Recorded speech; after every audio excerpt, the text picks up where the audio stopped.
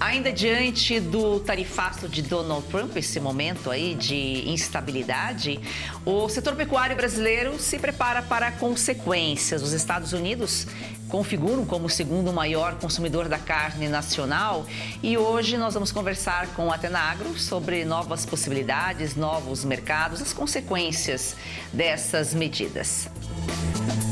Assista agora a Força do Agro com Joyce Mafezoli. Maurício Palma Nogueira, diretor da Atenagro. Um prazer recebê-lo, Maurício. Prazer é meu, Joyce. Apesar da possibilidade de redirecionar as exportações, a situação atual com os Estados Unidos deixou a pecuária brasileira em alerta. No primeiro semestre, o Brasil exportou pouco mais de US$1 bilhão em carne bovina. Perder esse canal pode representar um prejuízo para os frigoríficos, produtores e, claro, consumidores que vão sentir o impacto nos preços. Não adianta, né? Sempre sobra para o consumidor, né, Maurício? Qual o impacto imediato do tarifaço aí na pecuária brasileira? Joyce, a gente está vendo muitas pessoas fazendo uma análise muito simples, comparando o total que se exporta para os Estados Unidos com a produção total do Brasil. E aí você chega numa porcentagem em 2024 menor de 2%, o pessoal acha que isso vai ser assimilado com muita facilidade. O raciocínio não é bem assim. Primeiro que nesse ano a gente aumentou muito as exportações para lá, estamos exportando mais do que o dobro do que o ano passado, considerando o mesmo período, né, o primeiro semestre. E você tem toda uma composição das carnes que fazem parte dessas exportações. Então, para os Estados Unidos, a maior parte da carne ela é do dianteiro do boi. Então, a hora que você vende essa carne para os Estados Unidos, os frigoríficos já estão todos organizados para entregar as outras partes para outros mercados ou ficar no mercado interno. E, geralmente, os cortes que a gente mais gosta no Brasil. E aí, a hora que a gente reavalia todo esse impacto, Joyce, a gente vai chegar na conclusão que as exportações para os Estados Unidos elas estão acima, a carne toda abatida para ser vendida para lá e o que fica no mercado interno passa de 10% do faturamento dos frigoríficos CIF, que são aqueles por fiscalização federal, né, que é o que exporta e o que tem maior espaço nas prateleiras brasileiras. Então, a hora que a gente não exportar para lá, além desse 1 bilhão que a gente vai deixar, né, no segundo semestre, que é o esperado que a gente exporte para lá, nós vamos ter um impacto muito grande no primeiro momento, até que a gente consiga redirecionar. Quem perde? O produtor, né? O frigorífico vai ter que buscar essa rentabilidade no mercado interno, então ele vai pressionar o preço do boi, o preço da vaca e vai também jogar para cima ou diminuir menos o preço da carne. Então perde o produtor e perde o consumidor. É interessante que perde para os dois lados até que isso se reorganize.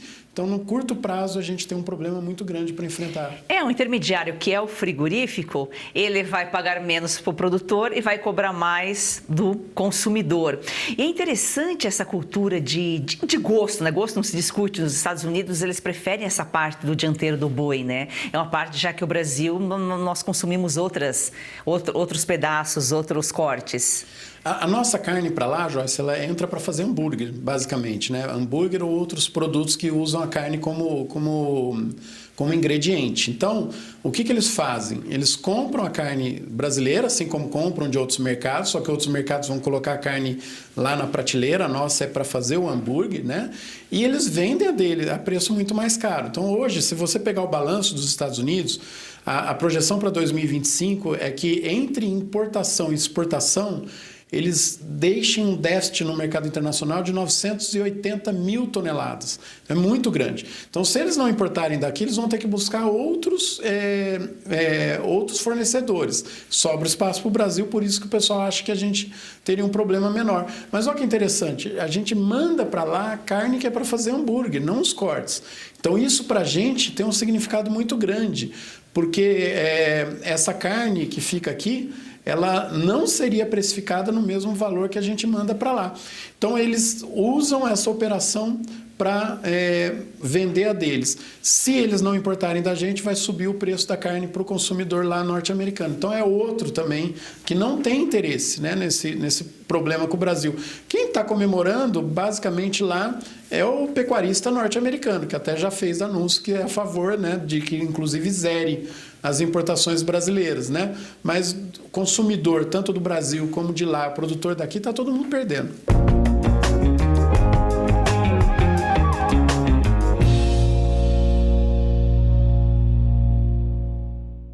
Já voltamos a falar aqui do assunto de hoje, pecuária tarifaço. Agora é Momento Jurídico com o doutor Eduardo Berbiger. Prazer em recebê-lo, doutor. Obrigado, Jorge. Prazer é todo meu.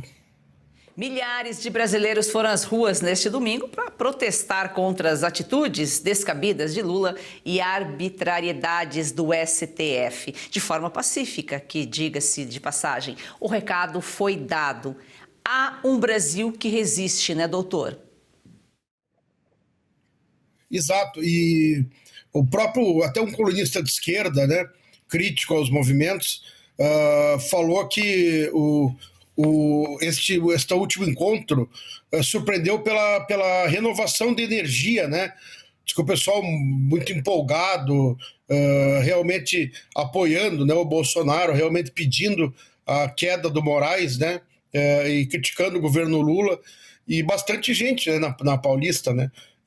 Realmente mostra que esse movimento está revitalizado, né? Está com um ânimo novo, e isso é ruim para o presidente Lula, ruim para o Alexandre de Moraes, né?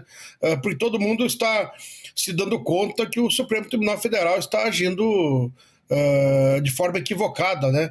Então, isso aí, quando a população brasileira toma essa consciência, é muito ruim, né? E isso é um discurso... isso vem contra o que o Barroso e o próprio Alexandre de Moraes falaram na retomada dos trabalhos, né, do Supremo, dizendo que tem o apoio da população. Eu não sei de onde eles tiram esses fatos, né? Sendo que até saiu uma pesquisa, se não me engano, parece que só 12% da população apoia o Supremo Tribunal Federal. Quer dizer, o Supremo está, aos olhos da população, está com uma imagem pior do que o Congresso, né?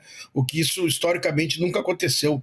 Então, realmente, isso mostra que o Supremo Tribunal Federal está agindo errado, está agindo contra a Constituição, contra as leis, está interferindo em outros poderes, enfim, tudo aquilo que nós já falamos aqui no programa. Enquanto a gente fica aí preocupado, cuidando da nossa soberania nacional, preocupado com os países, com a influência de ONGs, organismos estrangeiros, nossa soberania está em risco com o próprio STF. E por falar aí no Supremo, Moraes mandou o senador Marcos Duval também usar tornozeleira eletrônica, né, doutor? Depois de voltar de uma viagem aos Estados Unidos. Já que o Moraes não pode entrar nos Estados Unidos, daqui a pouco ele vai prender quem ele puder por aqui, né? É um absurdo isso, né? O Moraes realmente perdeu a noção de bom senso, né? Imagina, um senador da República, os senadores primeiro que deveriam ser presos em casos excepcionais, né? E agora ele inventa crimes, né? E coloca todo mundo na mesma vala, né? Quer dizer, é vergonhoso isso, né? Vergonhoso, porque o Marcos Duval foi aos Estados Unidos e voltou, descumpriu as determinações que ele tinha, as determinações do Alexandre de Moraes, né? Não podia se deslocar, não podia sair sem autorização. Que é isso? O cara é um senador da República. Ele qual o crime que ele cometeu, né? Então, quer dizer, é uma vergonha, realmente. Isso aí é mais uma prova que o Supremo Tribunal Federal perdeu a noção dos limites, né? Perdeu a noção do bom senso e realmente está... faz o que quer, né? Prende todo mundo da maneira que quer, coloca a tornozeleira, quer dizer, isso é um grande abuso, né? Daqui a pouco vai faltar tornozeleira no mercado. Talvez esteja beneficiando algum fornecedor aí da tornozeleira, né? O atual ministro da Casa Civil, Rui Costa, alvo do Procurador-Geral da República, Paulo Gonet, pediu ao STF a reabertura das investigações que envolvem Rui Costa, a compra de respiradores no período em que ocupava o cargo de governador da Bahia, lá na pandemia. Reabertura, porque já haviam encerrado pelo jeitinho petista de ser. Vamos ver se o STF vai realmente reabrir e investigar, né, já que o petista está no lado de lá. Aí nós vemos crimes sérios, né, como esse, sem vontade, né, do STF de seguir. Por que não coloca uma tornozeleira no Rui Costa, então? Ficou claro ali, desviou 48, só nesta foi um prejuízo de 48 milhões de reais. contratando uma empresa para entregar os respiradores que não tinha condição nenhuma, não tinha histórico de fornecimento para licitações, não tinha capital social. Por que contratou essa empresa? Alguém já foi a fundo nisso? Para onde foram os 48 milhões de reais? Então, quer dizer, aí nós vemos o Supremo investigando um crime que inventaram, né? Eles tipificaram a questão do golpe lá, fake news, né? Que é um crime que não existe, e agora crimes reais que lesam patrimônio público, toda essa má vontade para apurar. Por que não coloca uma tornozeleira ou não prende o Rui Costa, então? Ficou caracterizado o desvio ali. Então, quer dizer, é uma leniência com os políticos da esquerda, né? E a total perseguição aos políticos da direita, né? Até a população está vendo isso, né? Isso aí está ficando muito... Falamos aqui na semana passada sobre o tarifaço de Trump, né? E segundo o líder do PT no Senado, Rogério Carvalho, vai começar a negociação só agora. Isso ele mesmo, né, reconhece que a demanda dos empresários é o que mais sensibiliza o governo americano. Não depende aí do truco de Lula. Nós falamos sobre isso, né? O Trump decidiu isentar alguns produtos do tarifaço muito mais pelos interesses dele do que por qualquer negociação. Não houve negociação. O Brasil não negociou, né? Ao contrário dos outros países todos que sentaram à mesa de negociação, o Brasil não fez isso, né? Adotou uma postura arrogante. Então, as primeiras isenções ali foi única e exclusivamente pensando no interesse dos Estados Unidos, para não aumentar o preço de alguns produtos de grande consumo para a sua população, entendeu? Para não prejudicar a sua indústria. Foi uma decisão estratégica do Donald Trump e da sua equipe econômica, não foi por negociação. Então, quer dizer que o líder do governo do Senado agora se começar a negociar, quer dizer, depois de tudo feito, o governo, como um retardatário, então vai tentar negociar com o Donald Trump. Realmente é mais um equívoco, né, entre tantos desse governo, né? É a maneira de conduzir sua relação com os Estados Unidos, que desde que o Trump foi eleito, é uma relação às turras, né? O Lula sempre cutucando, provocando, e deu no que deu, né? Então agora vai ser muito difícil voltar às boas com os Estados Unidos. Acho que, não sei se desse governo vai ser possível. Depois de tudo negociado e acertado, que eles vão querer negociar e vão dizer que foram eles que resolveram, eles que negociaram, né? Doutor, muito obrigada aqui pelas suas informações, uma excelente semana. Eu que agradeço, Joyce, uma ótima semana para você e para os nossos telespectadores.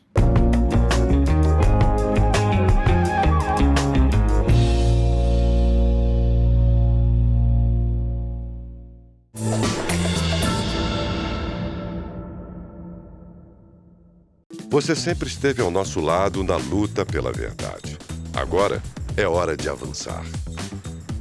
A mentira domina lugares onde a verdade não chega. E nem todos estão no digital. Com mais 20 mil assinaturas, a Oeste será também televisão. Nos ajude a alcançar esse número. Assine a Oeste. Para apoiar mais este projeto da Oeste, faça sua assinatura com até 20% de desconto, com pagamento em até 8 vezes sem juros. Você pode assinar pelo site revistaoeste.com/assine ou pelo 0800 580 2020. Assine agora, nossa equipe está de prontidão aguardando você. Assine já!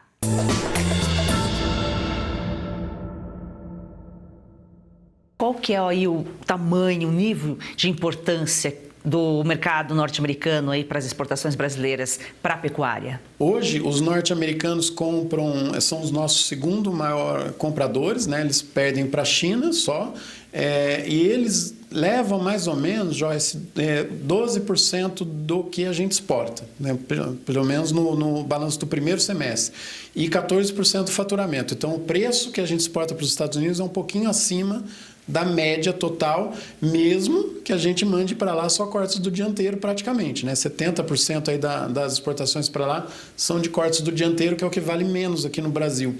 Então, esse hoje é o tamanho dos Estados Unidos em termos de mercado de exportação, né? Isso vai representar aqui mais ou menos 4% do abate fiscalizado pelo sistema federal, né? Então, não é pouca coisa o que a gente manda para lá.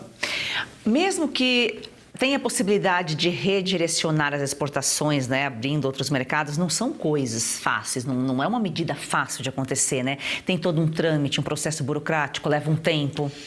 Além de levar um tempo, lembra que nós temos que ver qual é a composição dos cortes que nós vamos substituir. Porque às vezes a gente olha os dados de exportação, Joyce, então pega lá, convertendo em equivalente carcaça. Os norte-americanos levaram 260 mil toneladas em equivalente carcaça do Brasil no primeiro semestre. A hora que a gente for procurar outro mercado, a gente não sabe quais são os cortes que a gente vai conseguir vender. Então tem toda essa reorganização que tem que ser feita pelos frigoríficos.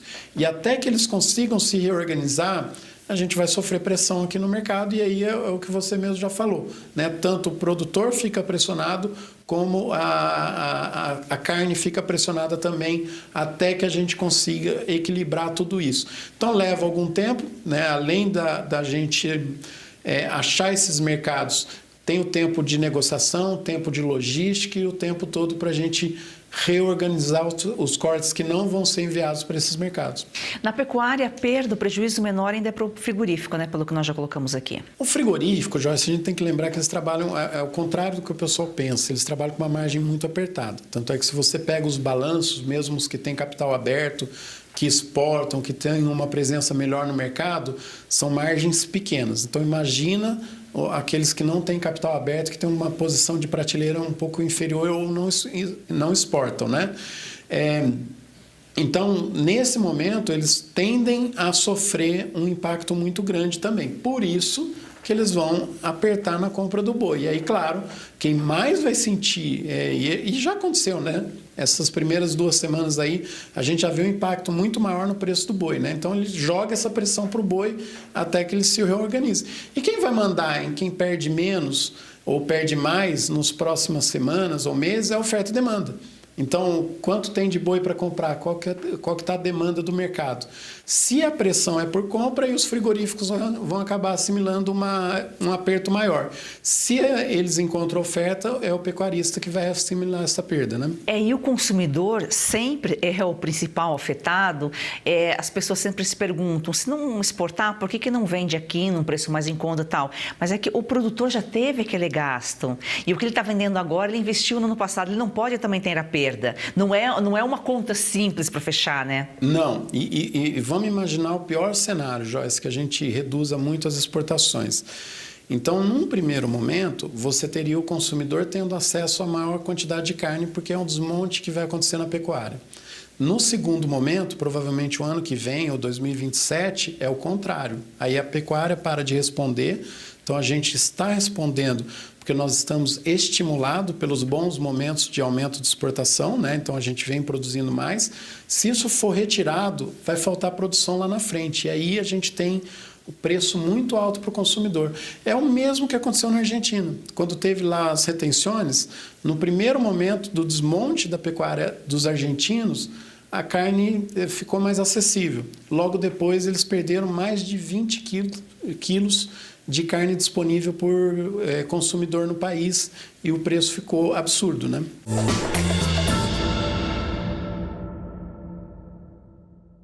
Pausa rápida aqui no programa para um alerta importante. Se você sente dores constantes nas articulações, nos joelhos, nas costas ou nas mãos, atenção! Não é normal conviver com dor todos os dias. E por mais que digam que é coisa de idade, isso não é verdade. A dor mostra que seu corpo está pedindo ajuda. E hoje você pode fazer algo para ele, não é mesmo, César? É isso aí, Cauti. Tem muita gente que já nem lembra como era viver com disposição. Acorda cansado, dorme mal, evita sair de casa porque tudo incomoda.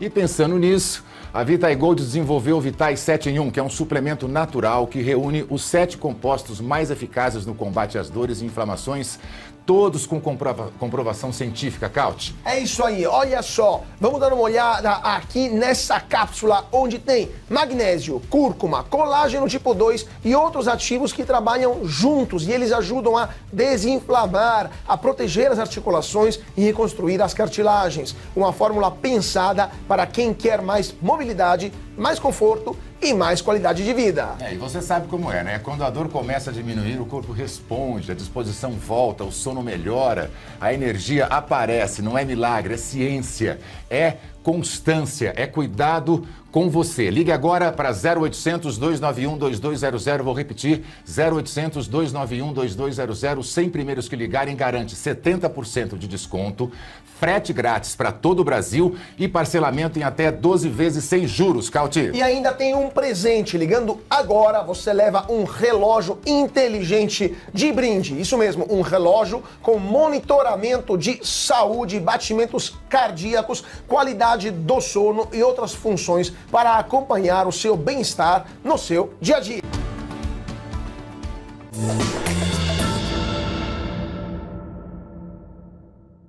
E os pequenos, os médios produtores teriam também, entram também, né, nessa cadeia aí, talvez eles exportem menos, mas eles acabam fornecendo para grandes exportadores, né? Sim. Lembra que mesmo os grandes, eles compram tanto de pequenos, médios e grandes produtores. Mas toda a cadeia ela é unida, né, Joyce? Então, se você tira as exportações, ela vai afetar os pequenos também. E aí o problema é maior no pequeno por uma questão orçamentária, né? Então, se você pega um pecuarista maior, ele tem mais orçamento para aguentar uma crise, ele tem crédito, ele tem condições de buscar outras opções e não afeta o orçamento familiar dele, né? Ele é grande. No pequeno, no médio, a conta aperta no orçamento familiar. Então, a crise chega muito mais rápido nos pequenos, mesmo que ele não esteja relacionado a um frigorífico exportador diretamente.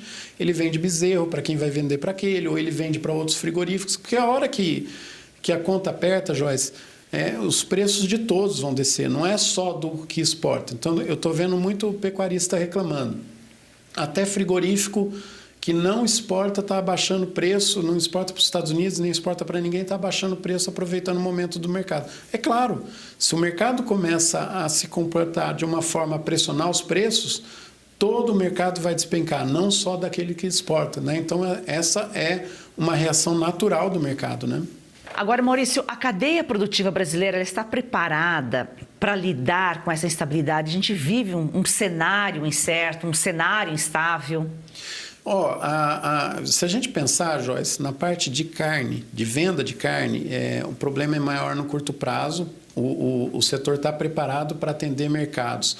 Mas essa instabilidade toda, ela não envolve só as vendas de carne. Inclusive, um dos consensos, né, perto de consenso entre os especialistas que estudam o mercado internacional, é que o pior cenário para o Brasil é uma retaliação aos norte-americanos, porque aí a gente teria um aumento dos nossos custos de produção. Provavelmente a gente perderia a competitividade. Então, para direcionar a carne, eu acredito que a gente esteja sim preparado, embora a gente vá colher um resultado pior e um problema de curto prazo. Para a gente manter a nossa competitividade, eu acho que o Brasil não está preparado. Inclusive, nós estamos tendo um conflito com uma economia 14 vezes maior que a brasileira. E aí a gente vê o pessoal comparando, não precisamos dos Estados Unidos, tem a China, não, a gente precisa de todo mundo. A gente é um país com uma estrutura de exportação que a gente precisa negociar com todos. Então, essa questão da gente ter que escolher entre um e outro é péssimo para o Brasil. E a gente tem que pensar também no fluxo do que vem de lá para a gente manter a nossa competitividade. Então, nesse ponto, eu acho que nós não estamos preparados e um problema desse com os Estados Unidos é péssimo para o Brasil. A gente só vai perder e a gente só vai se isolar. Então, a gente, como setor, eu acho que essa opinião é bem corrente, a gente deseja que isso seja apaziguado, que a gente não fique nesse embate que estamos vivendo. E o agro brasileiro ele já vem sofrendo punições, ele sofre retaliações, ele é mal visto justamente por causa dessa competitividade, né? Porque os outros países têm os seus interesses aqui no que o Brasil produz, na capacidade que o Brasil tem para ampliar ainda a produção, tanto de lavoura quanto de pecuária. E quando a gente fala em preço, né, foi um trabalho tão árduo para chegar aqui e perder não dá, né? E não só Estados Unidos, Europa também a gente enfrenta restrições. E quando os preços se estabilizam, geralmente é nos patamares mais altos, né? Exatamente, né? Então a gente tem aí uma condição que vem trazendo a gente para um sucesso crescente. Ó, Joyce, a condição do Brasil na pecuária, ela na carne bovina, ela é assustadora, ela apavora o mundo todo. Então, olha, a gente exportou em 2024 32% do que nós produzimos aqui. Então, é pouco perto do que a gente produz. E mesmo assim, nós exportamos o dobro do que o segundo do mercado. E a hora que você vê a capacidade de resposta, né, quem pode responder nos próximos anos, o Brasil está numa dianteira assim, fantástica. Então é evidente que isso assusta. Aí nós vamos ver todo tipo de pressão, inclusive algumas fomentadas por brasileiros irresponsáveis, que não conseguem nem avaliar qual é a dinâmica de desmatamento, por exemplo, que é um assunto muito aderente à pecuária, né? Então nós não estamos fazendo isso em cima de área desmatada, nós estamos aumentando a produtividade. E isso assusta todo mundo. Então, toda vez que o Brasil der um motivo para levar pressão, nós vamos levar pressão. E aí, claro, dependendo do tamanho dessa pressão, a gente põe tudo isso a perder. Seria péssimo, porque a reconstrução é sempre mais cara do que a destruição. Então, a hora que a gente perde, o tempo que nós vamos levar para voltar é muito maior do que o que a gente levou para perder. Então, a gente tem que ficar sempre muito atento a esses conflitos que a gente se coloca de forma gratuita, né? Maurício, muito obrigada pela sua participação aqui, é sempre um prazer recebê-lo. Eu que agradeço, Joyce, é sempre um prazer também estar aqui com vocês. Gratidão a você, siga o nosso perfil no Instagram e vamos fazer do agro esse campeão brasileiro uma paixão nacional.